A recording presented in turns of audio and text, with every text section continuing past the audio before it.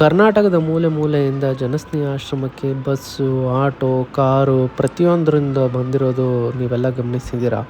ಆದರೆ ಇವತ್ತು ವರ್ತೂರು ಸ್ಕೂಲಿಂದ ಎಷ್ಟೋ ತಾಯಂದಿರು ಜನಸ್ನೇಹಿ ನಿರಾಶ್ರಿತರ ಆಶ್ರಮಕ್ಕೆ ಬಂದು ಜನಸ್ನೇಹಿ ನಿರಾಶ್ರಿತ ಆಶ್ರಮಕ್ಕೆ ಬೇಕಾಗಿರುವ ಮೂಲಭೂತ ಸೌಕರ್ಯಗಳು, ದಿನನಿತ್ಯ ಬಳಸೋ ದಿನಸಿ ಸಾಮಗ್ರಿಗಳಾಗಿರ್ಬೋದು, ವಯಸ್ಸಾದವ್ರಿಗೆ ಡೈಪರ್ಗಳಾಗಿರ್ಬೋದು, ಪ್ರತಿಯೊಂದನ್ನು ಇವತ್ತು ಜನಸ್ನೇಹಿ ನಿರಾಶ್ರಿತರ ಆಶ್ರಮಕ್ಕೆ ಈ ತಾಯಂದಿರು ವರ್ತೂರಿಂದ ತಗೊಂಬಂದು ಕೊಟ್ಟಿರೋದು ತುಂಬ ಖುಷಿ ಆಗುತ್ತೆ. ಪ್ರತಿಯೊಬ್ಬರೂ ಇದೇ ಥರ ಸಹಾಯ ಮಾಡಿದ್ರೆ ಅದೆಷ್ಟೋ ನಿರಾಶ್ರಿತರ ದೇವರ ಮಕ್ಕಳು ನಿಟ್ಟುಸಿರು ಬಿಡ್ತಾರೆ. ಇವತ್ತು ಜನಸ್ನೇಹಿ ನಿರಾಶ್ರಿತರ ಆಶ್ರಮ ಯಾವುದೇ ಸರ್ಕಾರಗಳ ಅನುದಾನ ಇಲ್ಲದೆ ಇವತ್ತು ಈ ಆಶ್ರಮ ಬರೋಬ್ಬರಿ 150ರಿಂದ 170 ಜನನ ನೋಡ್ಕೊತಾ ಇದೆ. ಈ ಸಂಸ್ಥೆ ಇನ್ನು ಮುಂದಿನ ದಿನಗಳಲ್ಲಿ ಸಾವಿರಾರು ಜನರಿಗೆ ಆಶ್ರಯ ನೀಡಿ, ಅನ್ನದಾಸೋಹ ನೀಡಿ, ಶಿಕ್ಷಣವನ್ನು ನೀಡುವ ಒಂದು ಗುರಿಯನ್ನು ಹೊಂದಿದೆ. ತುಂಬ ಧನ್ಯವಾದಗಳು. ವರ್ತೂರು ಸ್ಕೂಲಿಂದ ಬಂದು ಇವತ್ತು ಜನಸ್ನೇಹಿ ನಿರಾಶ್ರಿತರ ಆಶ್ರಮದಲ್ಲಿ ಹುಟ್ಟುಹಬ್ಬ ಆಚರಿಸ್ಕೊಂಡು ಅಲ್ಲಿರೋ ಜನತೆಗೆ ಸಹಾಯ ಮಾಡಿ, ಹುಟ್ಟುಹಬ್ಬನ ಯಾವುದೋ ದೊಡ್ಡ ರೆಸಾರ್ಟಲ್ಲೋ ಹೋಟೆಲಲ್ಲೋ ಆಚರಿಸ್ಕೋಬೋದಾಗಿತ್ತು. ಆದರೆ ನಿರಾಶ್ರಿತರ ಆಶ್ರಮಕ್ಕೆ ಬಂದು ತಮ್ಮ ಹುಟ್ಟುಹಬ್ಬವನ್ನು ಆಚರಿಸಿ ಅಲ್ಲಿರೋ ದೇವರ ಮಕ್ಕಳಿಗೆ ದಾಸೋಹವನ್ನು ಮಾಡಿ ತಮ್ಮ ಕೈಯಲ್ಲಾದ ಸಹಾಯ ಮಾಡಿದ ನಿಮಗೆಲ್ಲರಿಗೂ ಕೋಟಿ ಕೋಟಿ ಧನ್ಯವಾದಗಳು. ಶ್ರೀ ಶ್ರೀ ಶಿವಕುಮಾರ ಸ್ವಾಮೀಜಿಗಳ, ಶ್ರೀ ಧರ್ಮಶನೇಶ್ವರ ಸ್ವಾಮಿಗಳ ಮತ್ತು ಎಲ್ಲ ನಮ್ಮ ದೇವರ ಮಕ್ಕಳ ಆಶೀರ್ವಾದ ಸದಾ ನಿಮ್ಮ ಮೇಲೆ ಇರಲಿ. ನಿಮಗೆ ಹುಟ್ಟುಹಬ್ಬದ ಶುಭಾಶಯಗಳು. ವರ್ತೂರು ಸ್ಕೂಲಿಂದ ಬಂದ ಈ ತಾಯಂದಿರು ಜನಸ್ನೇಹಿ ಆಶ್ರಮವನ್ನು ನೋಡಿ, ಜನಸ್ನೇಹಿ ಆಶ್ರಮದ ಬಗ್ಗೆ ಏನು ಹೇಳಿದರು ಪೂರ್ತಿ ವಿಡಿಯೋ ನೋಡಿ.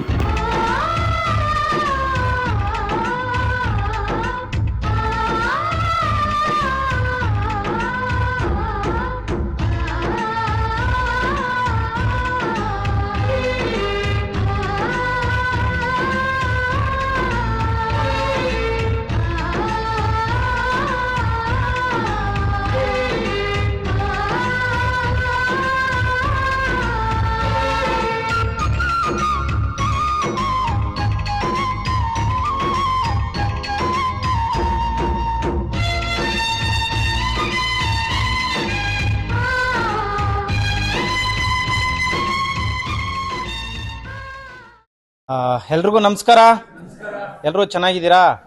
ಇವತ್ತು ನಿಜವಾಗ್ಲೂ ಬಹಳ ಸಂತೋಷ ಆಗ್ತಾ ಇದೆ. ವರ್ತೂರು ಸ್ಕೂಲಿಂದ ಆಸರೆ ಗ್ರೂಪ್ ವತಿಯಿಂದ ಎಲ್ಲ ತಾಯಂದ್ರು ಬಂದಿದ್ದಾರೆ. ಮೊದಲನೇದಾಗಿ ನಿಮ್ಮೆಲ್ರಿಗೂ ಕೂಡ ತುಂಬು ಹೃದಯದ ಧನ್ಯವಾದಗಳು. ಜನಸ್ನೇಹಿ ನಿರಾಶ್ರಿತರ ಆಶ್ರಮ ಇರ್ತಕ್ಕಂಥ ದೇವ್ರ ಮಕ್ಕಳನ್ನ ನೋಡ್ಲಿಕ್ಕೆ ಅಷ್ಟು ದೂರದಿಂದ ಇಲ್ಲಿಗೆ ಬಂದಿದ್ದು ಅಲ್ಲದೆ, ಜೊತೆಗೆ ಅವ್ರಿಗೆ ಬೇಕಾಗುವಂಥ ದಿನಸಿ ಸಾಮಗ್ರಿಗಳು, ಪ್ರತಿನಿತ್ಯ ಉಪಯೋಗ ಮಾಡುವಂಥ ಸಾಕಷ್ಟು ವಸ್ತುಗಳನ್ನ ತಾವೆಲ್ಲ ತಗೊಂಡು ಬಂದಿದ್ರ. ನಿಮಗೆ ಮೊದಲನೇದಾಗಿ ಶನೇಶ್ವರ ಸ್ವಾಮಿಯವರ ಆಶೀರ್ವಾದ, ಶಿವಕುಮಾರ ಸ್ವಾಮಿಯವರ ಆಶೀರ್ವಾದ, ಇರತಕ್ಕಂಥ ಎಲ್ಲ ದೇವ್ರ ಮಕ್ಕಳ ಆಶೀರ್ವಾದ ಸಿಗ್ಲಿ. ದಯವಿಟ್ಟು ಜೋರಾಗಿ ಒಂದ್ಸತಿ ಕ್ಲಾಸ್ ಮಾಡಿ. ಹಾಗೆ ಪ್ರತಿಯೊಬ್ರು ಕೂಡ ಕೈನ ಮುಂದೆ ಚಾಚಿ ಅವ್ರಿಗೆ ಒಳ್ಳೇದಾಗ್ಲಿ. ಭಗವಂತ ಆಯುಷ್ಯು, ಆರೋಗ್ಯ, ಸುಖ, ಶಾಂತಿ, ನೆಮ್ಮದಿ ಎಲ್ಲವನ್ನ ಕರುಣಿಸ್ಲಿ. ಹಾಗೆ ಇಲ್ಲಿ ಬಂದಿರತಕ್ಕಂಥ ಎಲ್ಲರಿಗೂ ಕೂಡ ಭಗವಂತ ಒಳ್ಳೇದ್ ಮಾಡ್ಲಿ. ವಿಶೇಷವಾಗಿ ಮೇಡಮ್ ಅವ್ರದ್ದು, ತಮ್ಮ ಹೆಸರು ಮೇಡಮ್? ನಾಗವೇಣಿ ಮೇಡಮ್ ಅವ್ರದ್ದು ಜನ್ಮದಿನ. ಸೊ ಮೊದಲನೇದಾಗಿ ನಿಮಗೆ ಹುಟ್ಟುಹಬ್ಬದ ಶುಭಾಶಯಗಳು. ದಯವಿಟ್ಟು ಪ್ರತಿಯೊಬ್ರು ಕೂಡ ಕೈನ ಮುಂದೆ ಚಾಚಿ ಅವ್ರಿಗೆ ಒಳ್ಳೇದಾಗ್ಲಿ ಅಂತ ಆಶೀರ್ವಾದ ಮಾಡಿ. ಥ್ಯಾಂಕ್ ಯು ಮೇಡಮ್, ಅಷ್ಟು ದೂರದಿಂದ ಇಲ್ಲಿವರೆಗೂ ಬಂದಿದ್ದಕ್ಕೆ. ಹಾಗೆ ಸಾಕಷ್ಟು ದಿನಸಿ ಸಾಮಗ್ರಿಗಳನ್ನ ತಗೊಂಡ್ ಬಂದಿದ್ದೀರಾ. ಸೊ ನಮ್ಮ ಒಂದು ಆಶ್ರಮದ ಬಗ್ಗೆ ತಾವು ಏನ್ ಹೇಳಕ್ ಇಷ್ಟಪಡ್ತೀರಾ? ಸರ್, ಒಬ್ಬೊಬ್ಬರನ್ನ ಸಾಕೋದೇ ಕಷ್ಟ ಇದೆ ಸರ್. ಅದರಲ್ಲಿ ನೀವು ಶನೇಶ್ವರ ದೇವ್ರನ್ನ ಇಟ್ಕೊಂಡಿದ್ರೆ ಅವ್ರ ಮೂಲ ಉದ್ದೇಶನೇ ಬಡವರಲ್ಲಿ ನಾನು ಕಾಣಿಸ್ತೀನಿ ಅಂತ. ಅವ್ರನ್ನ ಇಷ್ಟು ಕ್ಲೀನಾಗಿ ಇಟ್ಟಿದ್ದೀರಾ. ಅವ್ರು ಎಲ್ಲೋ ಸಂಬಂಧನೇ ಇಲ್ಲದೆ ಇರೋರನ್ನ ತಗೊಬಂದು ಆರೈಕೆ ಮಾಡಿ ಅವ್ರಿಗೆ 2 ಹೊತ್ತು 3 ಹೊತ್ತು ಊಟ ಕೊಟ್ಟು ಅವ್ರ ವೈದ್ಯಕೀಯ ಎಲ್ಲ ನೋಡಿಕೊಂಡು ಇಷ್ಟು ಕ್ಲೀನಾಗಿ ಇಟ್ಟಿದ್ದೀರಾ. ಅದೊಂದು ತುಂಬ ಖುಷಿ ಆಗ್ತಾ ಇದೆ. ಸಂಬಂಧ ಇರೋರು ನೋಡ್ಕೊಳ್ಳೋದೇ ಕಷ್ಟ. ಅವ್ರನ್ನೇ ಬೀದಿಲಿ ಬಿಟ್ಟಿರ್ತಾರೆ. ಯಾರ್ಯಾರು ಏನೇನೋ ಹೇಳ್ತಾರೆ ಸರ್, ಇದರಿಂದ ಆಶ್ರಮಗಳಿಟ್ಟು ಶ್ರೀಮಂತರಾಗ್ಬಿಡ್ತಿದ್ದಾರೆ ಅಂತ. ಆದರೆ ಒಬ್ಬ ಗೆಸ್ಟ್ ಮನೆಗೆ ಬಂದರೂ 3 ದಿನ ನೋಡ್ಕೊಳ್ಳೋದು 4ನೇ ದಿನಕ್ಕೆ ಬೋರ್ ಆಗ್ಬಿಡುತ್ತೆ, ಎಷ್ಟು ಶ್ರೀಮಂತರಾದ್ರು. ಅಂಥದ್ರಲ್ಲಿ ಸಂಬಂಧನೇ ಇಲ್ಲದೆ ಇಷ್ಟೊಂದು ಜನಗಳನ್ನ ಸ್ವಂತ ತಂದೆ ತಾಯಿಗಳ ಥರ ನೋಡ್ತಾ ಇದ್ದೀರಾ. ತುಂಬ ಖುಷಿ ಆಗುತ್ತೆ ಸರ್. ಎಲ್ಲೋ ಅನಾಥ ಶವಗಳಾಗೋ ಜನಗಳನ್ನ ತಮ್ಮ ತಂದೆ ತಾಯಿ ಅಂತ ಅವ್ರಿಗೆ ಟ್ರೀಟ್ಮೆಂಟ್ ಕೊಟ್ಟು ಅವ್ರಿಗೆಲ್ಲ ಮಾಡಿ ಕೊನೆಯ ಸೇವೆ ಕೂಡ ನೀವೇ ಮಾಡ್ತಾ ಇದ್ದೀರಾ. ಯಾವ ಜನ್ಮದಲ್ಲಿ ಇವರೆಲ್ಲ ನಿಮ್ಮ ತಂದೆ ತಾಯಿಯಾಗಿದ್ರು, ಈ ಜನ್ಮದಲ್ಲೂ ಅವ್ರ ಋಣ ತೀರಿಸ್ತಾ ಇದ್ದೀರಾ. ಆದರೆ ಅವರು ನಿಮ್ಮ ಋಣ ತೀರ್ಸೋಕೆ ಇನ್ನೆಷ್ಟು ಜನ್ಮ ಎತ್ತಬೇಕೋ ಗೊತ್ತಿಲ್ಲ. ನಿಜವಾಗ್ಲೂ ಖುಷಿ ಆಗ್ತಾ ಇದೆ. ನೀವು ಮಾಡ್ತಾ ಇರೋದು 1000 ಗಟ್ಟಲೆ, ಆದರೆ ನಮ್ಮದು ಒಂದು 0.5 ಅಷ್ಟು ಇಲ್ಲ. ಯಾಕೆ ಯಾರನ್ನೂ ನಂಬಿ ನೀವು ಆಶ್ರಮ ಮಾಡ್ತಾ ಇಲ್ಲ, ದೇವರು ಮಾಡಿಸ್ತಾ ಇದ್ದಾನೆ, ನೀವು ಮಾಡ್ತಾ ಇದ್ದೀರಾ. ಅದರಲ್ಲಿ ನಮ್ಮದೊಂದು ಅಳಿಲು ಸೇವೆ ಅನ್ನೋ ಥರ ನಾವು ಬಂದಿದ್ದೀವಿ ಅಷ್ಟೇ. ತುಂಬ ಯೂಟ್ಯೂಬ್ಗಳಲ್ಲಿ ನೋಡಿದ್ದೀನಿ, ನಿಮ್ಮ ಸೇವೆಗಳೆಲ್ಲ ನೋಡಿದ್ದೀನಿ. ಸ್ವಲ್ಪ ದಿನ ಎಲ್ಲರೂ ತೋರಿಸ್ಕೊಳ್ಳೋಕೆಲ್ಲ ಮಾಡ್ತಾರೆ, ಆದರೆ ಜೀವನನೇ ಇದಕ್ಕೋಸ್ಕರ ಮುಡುಪಾಗಿಡೋದು ತುಂಬ ಅಪರೂಪ. ತುಂಬಾ ಅಪರೂಪ ಕಷ್ಟನೇ. ಅದಕ್ಕೆ ಫ್ಯಾಮಿಲಿ ಸಪೋರ್ಟ್ ಸಿಗೋದು ನಿಮ್ಮ ಅದೃಷ್ಟ. ಅವರೊಬ್ಬರು ಸಪೋರ್ಟ್ ಮಾಡ್ಲಿಲ್ಲ ಅಂದ್ರೆ ಸರ್ ನೀವು ಏನೇ ಮಾಡಿದ್ರು ಕಷ್ಟ ಇದೆ ಜೀವನದಲ್ಲಿ. ಫ್ಯಾಮಿಲಿನೇ ಇದಕ್ಕೋಸ್ಕರ ಮುಡುಪಾಗ್ಬಿಟ್ಟಿದ್ದೀರಾ. ಇವರೆಲ್ಲ ಇನ್ನು ಎಷ್ಟು ಜನ್ಮ ತೀರ್ಸೋದ್ಬೇಕು ನಿಮ್ ಋಣನ ಗೊತ್ತಿಲ್ಲ. ಖುಷಿ ಆಗುತ್ತೆ ಸರ್, ಇಷ್ಟೊಂದು ಮಾಡ್ತಾ ಇದ್ದೀರಾ. ಈ ಸೇವೆ ಇನ್ನೂ ಮುಂದುವರಿಲಿ ಸರ್. ನಮ್ ಕೈಲಾದಷ್ಟು ಅವಾಗ ಹೋಗಿ ಬರ್ತೀವಿ. ಅಕಸ್ಮಾತ್ ಏನಾದ್ರು ವಿಚಾರಗಳಿದ್ರೆ ನಮಗೂ ತಿಳಿಸಿ. Thank you madam. ಬಹಳ ಸಂತೋಷ ಆಗ್ತಾ ಇದೆ ನನಗೆ. ಇಲ್ಲಿ ಬಂದಿರೋರೆಲ್ಲ ಕೂಡ ಟೀಚರ್ ವೃತ್ತಿಯಲ್ಲಿರೋದು ಅಂತ ಏನಿಲ್ಲ ಸರ್, ಏನಿಲ್ಲ. ಎಲ್ಲ ಒಬ್ಬರು ಮಾತ್ರ ಈಗ ಬರ್ತ್ಡೇ ಇದಾರಲ್ಲ ಅವ್ರು ಮಾತ್ರ ಲಾಯರ್. Thank you madam. ಒಳ್ಳೇದಾಗ್ಲಿ. ಜನ್ಮದಿನದ ಶುಭಾಶಯಗಳು. ಧನ್ಯವಾದಗಳು. ಏನ್ ಹೇಳಕ್ ಇಷ್ಟಪಡ್ತೀರಿ?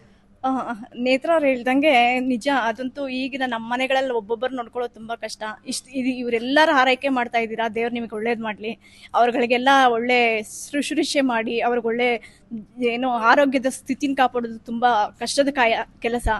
ಅದು ದೇವ್ರು ನಿಮ್ಗೆ ಆ ಶಕ್ತಿ ಕೊಟ್ಟಿದ್ದಾನಲ್ಲ, ಅದರಲ್ಲಿ ನಮ್ಗೆ ಒಂದು ಹಳ್ಳಿಲಿ ಸೇವೆ ಮಾಡ್ಲಿಕ್ಕೆ ಇವತ್ತು ಅವಕಾಶ ಸಿಕ್ಕಿದ್ದಕ್ಕೆ ತುಂಬಾ ಧನ್ಯವಾದ. Thank you. ಸೊ ಮೊದಲನೇದಾಗಿ ನಾನು ಎಲ್ಲರಲ್ಲಿ ಮನವಿ ಮಾಡ್ಕೊಳ್ಳೋದೇನೆಂದ್ರೆ, ಅಮ್ಮವ್ರು ಇವತ್ತು ಮಾಡಿದಂಥ ಸಹಾಯ ಇದೆಯಲ್ಲ, ಇದು ಭಾಳ ಒಂದು ಅಮೂಲ್ಯವಾದದ್ದು. ಯಾಕಂತ ಹೇಳಿದ್ರೆ ಕೇವಲ ಅವರು ಜನಸ್ನೇಹಿ ಆಶ್ರಮಕ್ಕಷ್ಟೇ ಬರ್ತಾ ಇರೋದಲ್ಲ. ಸೊ ಬೆಂಗಳೂರಲ್ಲಿ ಸುತ್ತಮುತ್ತ ಎಷ್ಟು ಆಶ್ರಮಗಳಿದೆಯೋ ಎಲ್ಲ ಆಶ್ರಮಗಳಿಗೂ ವಿಸಿಟ್ ಮಾಡಿ ಈ ರೀತಿಯ ಕುಂದು ಕೊರತೆಗಳು, ಅಲ್ಲಿಗೆ ಅವಶ್ಯಕತೆ ಏನಿದೆ ಅಂಥ ವಸ್ತುಗಳನ್ನೇ ತೊಗೊಂಡೋಗಿ ಕೊಟ್ಟು ಸಪೋರ್ಟ್ ಮಾಡ್ತಿದ್ದಾರೆ. ಸೊ ಮೊದಲನೇದಾಗಿ ವರ್ತೂರು ಸ್ಕೂಲ್ನ ಇವರೆಲ್ಲರಿಗೂ ಕೂಡ ಭಗವಂತ ಒಳ್ಳೇದು ಮಾಡಲಿ. ಆಸರೆ ಗ್ರೂಪ್ ಅಂತ ಮಾಡಿದ್ದಾರೆ, ಅವ್ರಿಗೆ ಭಗವಂತ ಆಯುಷ್ ಆರೋಗ್ಯ ಕರುಣಿಸ್ಲಿ. ಎಲ್ಲ ದೇವ್ರ ಮಕ್ಕಳ ಆಶೀರ್ವಾದ, ನಾವು ನಂಬಿರ್ತಕ್ಕಂಥ ಶನೇಶ್ವರ ಸ್ವಾಮಿಯವರ ಆಶೀರ್ವಾದ ಸಿಗಲಿ. ವಿಶೇಷವಾಗಿ ಇಲ್ಲಿರ್ತಕ್ಕಂಥವ್ರ ಹೊಟ್ಟೆನ ಇವ್ರು ತುಂಬಿಸ್ತಾ ಇದ್ದಾರೆ. ಇವ್ರ ಹೊಟ್ಟೆನ ಇವ್ರ ಕುಟುಂಬನ ಭಗವಂತ ತಣ್ಣಗಿಟ್ಟಿರಲಿ. ಒಳ್ಳೇದಾಗಲಿ. ಧನ್ಯವಾದ. ನಮಸ್ಕಾರ ಮೇಡಮ್. Thank you.